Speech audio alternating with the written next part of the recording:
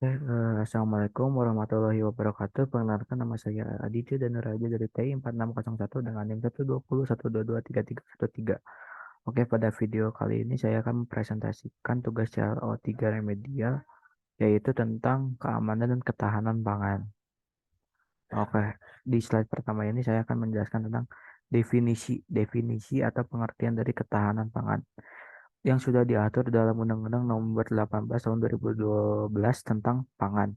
Disebutkan dalam UU tersebut bahwa ketahanan pangan adalah kondisi terpenuhinya pangan bagi negara sampai perseorangan yang tercermin dari tersedianya pangan yang cukup, baik dari jumlah atau maupun mutunya, aman, beragam, bergizi, merata, dan terjangkau, serta tidak bertentangan dengan agama, keyakinan, dan budaya masyarakat untuk dapat hidup sehat, aktif, dan produktif secara berkelanjutan. Keamanan pangan adalah kondisi atau upaya yang diperlukan untuk mencegah pangan dari kemungkinan cemaran biologis kimia dan benda lain yang dapat mengganggu, merugikan, dan membahayakan kesehatan manusia, serta tidak bertentangan dengan agama, keyakinan, budaya masyarakat sekitar, sehingga aman untuk dikonsumsi. Nah, definisi ketahanan pangan dalam UU Nomor 18 Tahun 2012 di atas merupakan penyempurnaan pengkayaan cakupan dari definisi UU tahun 2000 nomor 7 tahun 1996 yang masukkan kata perseorangan dan disesuaikan dengan kata keyakinan agama serta budaya bangsa. Nah, tujuan dari ketahanan pangan. Yang pertama itu meningkatkan kemampuan memproduksi pangan secara mandiri, jadi sebuah negara dapat memproduksi pangannya dan dapat mencukupi warga negaranya secara mandiri. Yang kedua, mewujudkan tingkat kecakupan pangan baik secara gizi maupun secara pokoknya 4 sehat 5 sempurna. Yang ketiga, meningkatkan nilai tambah dan daya saing komoditas pangan di pasar dalam negeri dan luar negeri. Jadi hasil pangan di dalam negeri mampu bersaing dengan harga komoditas yang di luar negeri. Meningkatkan pengetahuan dan kesadaran masyarakat tentang pangan yang aman. Yang kelima, melindungi dan mengembangkan kekayaan sumber daya pangan nasional yang sudah diatur dalam UU Nomor 18 Tahun 2012. Nah, yang selanjutnya adalah aspek da aspek dari ketahanan pangan. Ya, di sini ada tiga aspek. Yang pertama itu ada ketersediaan pangan. Pangan yang bergizi yang cukup dengan kualitas yang baik tersedia bagi masyarakat untuk dikonsumsi.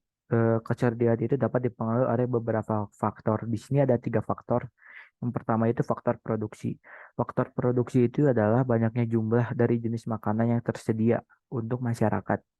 Yang kedua itu ada faktor distribusi. Faktor distribusi itu dari bagaimana makanan itu tersedia, dipindahkan secara fisik, dalam bentuk apa, kapan, dan kepada siapa. Jadi produser ke konsumen itu dipindahkannya secara bagaimana, apakah aman atau tidak. Yang terakhir ada pertukaran. Pertukaran di sini itu beberapa banyak makanan yang tersedia dan diperoleh melalui mekanisme pertukaran seperti barter, perdagangan, atau peminjaman. Yang kedua, ya, yang aspek yang kedua itu adalah keterjangkauan pangan. Adalah kemampuan masyarakat dalam mengakses pangan yang baik dari sisi akses terhadap ekonomi maupun akses secara fisik. Keterjangkauan pangan dari sisi ekonomi dipengaruhi antara lain oleh tingkat pendapatan atau daya beli, stabilitas harga pangan maupun tingkat kemiskinan. Nah, keamanan pangan, aspek yang ketiga adalah keamanan pangan, adalah kondisi dan upaya yang diperlukan untuk mencegah pangan dari kemungkinan cemaran biologis, kimia, dan benda lain yang dapat mengganggu, merugikan, dan membahayakan kesehatan manusia, serta tidak bertentangan dengan agama, keyakinan budaya masyarakat sehingga aman untuk dikonsumsi. Selanjutnya adalah faktor yang mempengaruhi ketahanan pangan. Yang pertama ada iklim atau cuaca. Iklim atau cuaca itu adalah perubahan cuaca dan pemanasan global selama beberapa tahun ini yang mempengaruhi penurunan produksi pertanian terutama komoditi padi. Temperatur yang tinggi dan curah hujan yang tidak dapat diandalkan sehingga petani sulit untuk memprediksi bertani lahan dan be- jadi karena faktor curah hujannya tidak nentu dan pemanasan global, jadi petani itu selalu memprediksi eh, kapan bibitnya baik kapan waktu yang baik untuk menanam bibit dan kapan ya waktu yang baik untuk memanen bibit tersebut. Yang kedua ada teknologi. Pada zaman sekarang, peningkatan teknologi telah meningkatkan kemampuan masyarakat sekitar dalam membudidaya pertanian atau proses pengelolaan paman yang lebih sehat dan lebih praktis. Penggunaan teknologi ini dapat digunakan pada saat proses tanam, masa panen, hingga pengelolaan komoditi pangan hingga ke tangan konsumen. Tidak sampai di situ saja, teknologi pertanian juga digunakan dalam hal sistem penyimpanan hasil produksi pangan yang tepat. Yang ketiga, lahan pertanian. Luas lahan pertanian adalah salah satu faktor yang memadai yang dapat meningkatkan produktivitas komoditas pangan tercukupi. Sebaliknya, jika lahan semakin menurun, maka stabilitas pangan juga akan semakin terganggu. Jadi ketika lahannya luas, eh, penghasilan atau kesediaan pangannya pun banyak, tapi sebaliknya jika lahannya semakin menurun, ketersediaan pangannya pun akan menurun. Yang keempat, sarana dan prasarana. Sarana dan prasarana adalah yang mempengaruhi terhadap ketahanan pangan. Tanpa adanya sarana dan prasarana yang baik, proses pendistribusian komoditas pangan tentu akan mengalami hambatan. Misalnya di sebuah wilayah yang sulit diakses akan membuat distribusi terganggu dan jika dibiarkan akan menyebabkan krisis pangan. Yang kelima ada kondisi ekonomi, politik, sosial dan juga kondisi keamanan.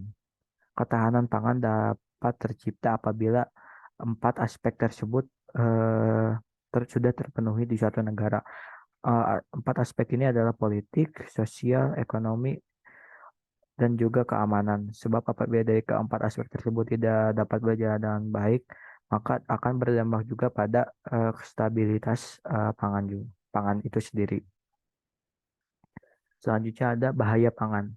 Bahaya pangan bisa disebabkan dari bahaya biologi dan bahaya kimia. Bahaya biologi merupakan bahaya yang disebabkan oleh makhluk hidup kasat mata, mau makrobiologi maupun tidak kasat mata atau mikrobiologi. Bahaya makrobiologi itu seperti kontaminasi hewan seperti lalat, kutu, tikus, kecoa, cecak, kucing, dan burung. Seringkali bahaya makrobiologi disebabkan di atas menjadi agen perantara untuk bahaya mikrobiologi.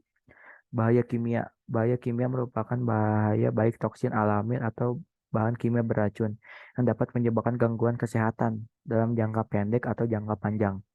Pada konsumen, bila konsumsi agen kimia dapat masuk ke dalam pangan secara sengaja maupun tidak sengaja. Selanjutnya adalah upaya meningkatkan ketahanan pangan di Indonesia. Yang pertama adalah peningkatan keterjangkauan dan kecakupan pangan. Yang kedua adalah peningkatan produktivitas petani dan nelayan. Yang ketiga ada diverifikasi pangan dan kualitas gizi. Yang keempat ada perbaikan iklim usaha dan daya saing. Yang kelima ada penguatan sistem pangan berkelanjutan atau food estate. Nah, mungkin sekian dari saya untuk kesimpulannya karena di Indonesia ini sedang krisis atau sedang mengalami gejala krisis stunting. Stunting itu apa? Kekurangan gizi. Mungkin sebaiknya para warga Indonesia sejak saat ini harus lebih memperhatikan kualitas gizi dan menjaga pola makan serta menjaga kebersihan karena masih banyak apabila ada nih misalnya buah jatuh dari pohonnya langsung, masyarakat Indonesia tidak mencucinya namun langsung memakannya dan itu dan kita tidak tahu kan bahwa buah itu terkontaminasi oleh terkontaminasi oleh racun atau oleh makrobiologi di lingkungan sekitar pohon tersebut. Nah, mungkin sekian dari saya. Berikut daftar pustakanya, itu 3 link artikel dan 1 link jurnal. Sekian dari saya. Wassalamualaikum warahmatullahi wabarakatuh.